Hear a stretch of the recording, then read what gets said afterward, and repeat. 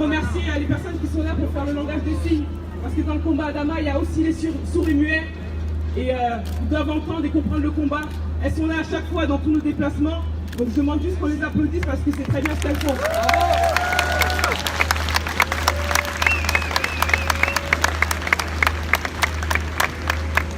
Aujourd'hui, c'est un rassemblement qui est dans la continuité du 2 juin. Aujourd'hui, c'est un rassemblement pour dénoncer le déni de justice. Aujourd'hui, c'est un rassemblement pour dénoncer la violence policière. Aujourd'hui, c'est un rassemblement pour dénoncer la violence sociale.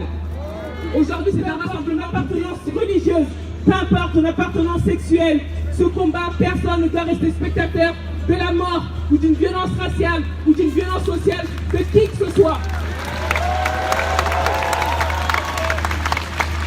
Et quand le peuple français descend, le message il est plus fort.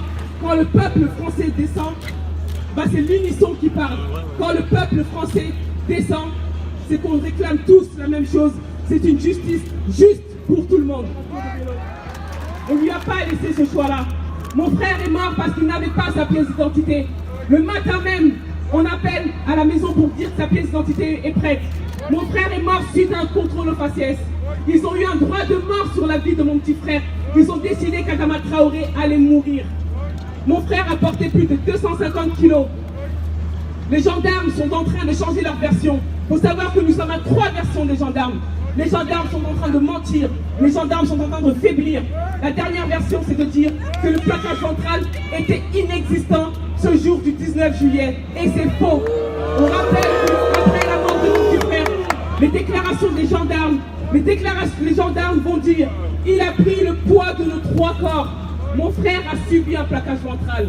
Aujourd'hui, on dénonce le déni de justice. On dénonce le comportement de la justice. On va demander à recevoir la famille Traoré. Nous ne sommes pas là pour converser. Nous sommes là pour avoir des actes judiciaires. Ça fait 4 ans. Aujourd'hui, seuls les actes judiciaires feront que nous pourrons avancer. Une fois que des actes seront posés, une fois que les gendarmes seront mis en examen, une fois que les gendarmes seront condamnés, là peut-être qu'ils pourront recevoir la famille Traoré avec les autres familles victimes. Mais pas avant.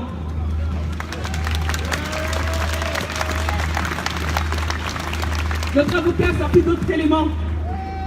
Notre avocat, maître Yassine Bouzrou, a sorti d'autres éléments qui prouvent que les gendarmes qui ont interpellé Adama, un des gendarmes avait déjà interpellé Adama aux alentours de 21h. Les gendarmes ont dit à ma mère, madame, votre fils, il va très bien. Elle a demandé, est-ce que vous avez appelé un avocat? Ils ont dit, madame, si Adama a besoin d'un avocat, nous appellerons un avocat. Et ma mère va dire cette phrase qui va prendre sens aujourd'hui. Elle va dire, s'il arrive quelque chose à mon frère, à mon fils, je porterai plainte. Qu'est-ce qu'ils allaient faire du corps de mon frère? Ils étaient à l'intérieur. Ils étaient tous à l'intérieur. Le préfet, on découvre qu'ils étaient tous à l'intérieur pendant qu'ils étaient en train de nous mentir et de nous cacher la mort de mon petit frère.